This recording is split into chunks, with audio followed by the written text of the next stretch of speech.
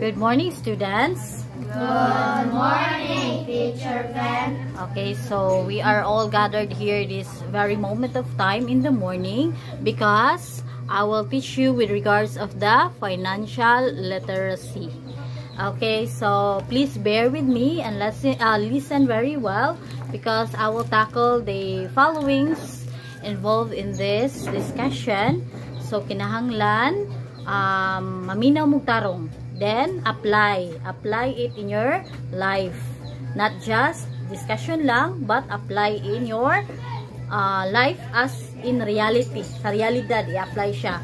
Okay, so I will make it very quick. So what kids struggle to save? So tungod sa illiteracy, walay kahibalo, then pataka gasto sa galgal sa mga barkada, mga amiga, dayon walay guidance sa parents para magtigom ang bata. So dapat ang importansya sa pag-save is para ma-help ninyo nga kanang unsay mga plano niyo sa inyong future. Dili lang kay mag one day millionaire ang bata. So dapat magunahon na siya sa iyang future. Magunahon na siya in case of emergency, doon na ba siya makuot. Magunahon na siya in case of emergency, doon na siya magamit sa iyang pagtungha. So emergency fund, unexpected nga na mga problems nga maabot, pwede ka inato magamit ang atong savings. So yun ana ka importante ang magtigom og kwarta. So kang magtigom og kwarta, so mean to say mahimo mo responsable nga bata kay do na mo paglantaw nga basin og mapuhon, needed kay na ninyo nga kwarta. Do na ba yung mga gamitan nga importante sa eskwelahan, gamit kay na sa inyong kaugmaon para puhon magamit niyo sa inyong pagtungha sa college. So dili lang kay karon ang hunaon ang inyong kaugmaon. We also have here, so feel proud mo because nakat-on mo unsa ka importante ang pagtigom og kwarta. So, himo mo responsable nga bata, of course. So, my next topic is all about good manners, the recipe for good manners. And we do have here the following. So, mao ni siya. Ang good manners, good habits, importante kaayo siya nga life skills para sa atong overall personality. So, when we say overall personality, dili lang kay brighta, dili lang kay kamauta, dili lang kay kanang mga unsa pa may mga physical or mentally tanan-tanan, overall na gyud siya nga personalidad. So good manners jud ang pinaka-highlight or impact nga dapat makatunan sa usa ka bata. Dayon, so dapat i-instill ni namo sa inyo mintras bata pa mo. So ara man jud ang maguna ang good manners. Kay good habits na nga dapat ninyong i-grow or i-develop as a bata, as a student. Okay? So kung ari diri sa study room, study ra jud ang focus, dili jud magkiat. Okay? Dayon maningkamot ang bata nga naa siya progress, na siya kalambuan. Kinahanglan mag-mindset siya nga dapat mo grow ko, nga dili lang ko pirmi ingon ani nga mao ra ni ako nakatunan. Magbasa og libro, dili lang kay magsalig lang diri sa study room nga kami nagtudlo nyo, gamay ra biya time namo. Pwede kay mo magbasa og libro sa inyo, reading books at home. Pwede kaayo mo magtuon kay naa sila panultihon nga the more you read, daghan gili kag basa, daghan sad kag makatunan. Tapos ma-develop pud ang inyong reading. Develop inyong reading. So dili ta magsalig lang sa study room nga ari ra magtuon.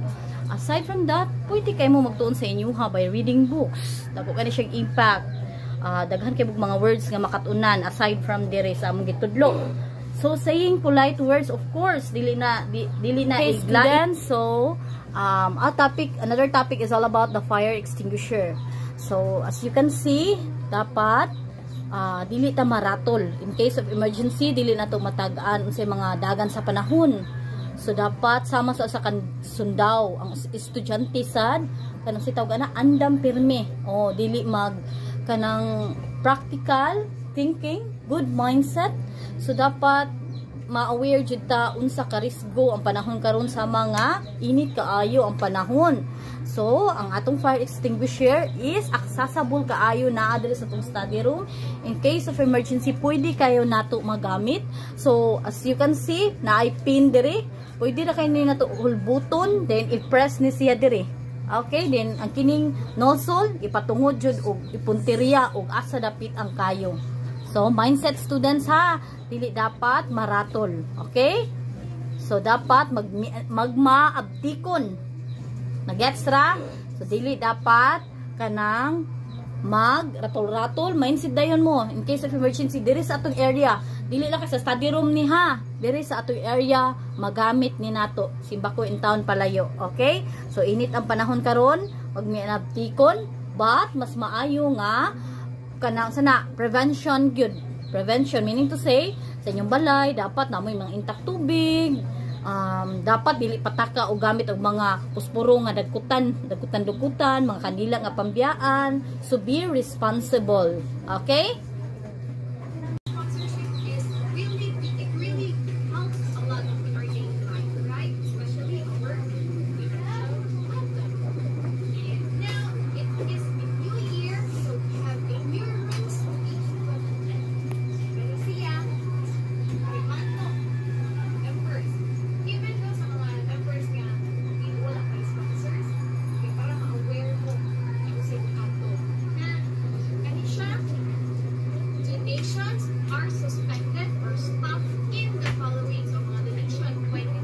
Sponsorship video with parents and students. Boyfriend or girlfriend.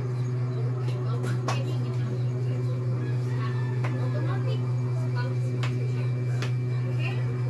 Because it is your own bayan. Someone is supporting you, so dapat dili you ka maguyab-uyab. Ganyan naman. Boy, having a boyfriend and girlfriend is just a distraction. Okay? If mag-away mo, you have a love quarrels, then imong studies is mawa na sa focus na kung ano ka sa uli, diba? Dapat mo na iiyak para wala distraction sa pagsiya.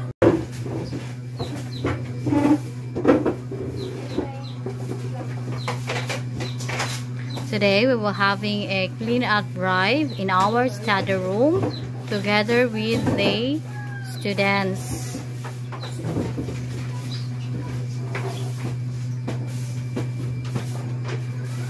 Students, let us also clean the outer portion of the study room. Atong limpyuhan ang gawas guys ha.